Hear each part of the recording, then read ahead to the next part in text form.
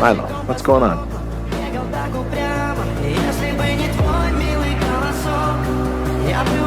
You're sick. How bad? I don't have much time left.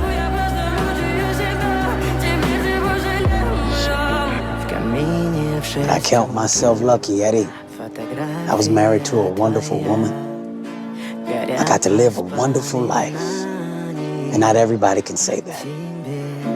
That's why I wanted to make things better with you. And now that they are, well, I'm happy about that too.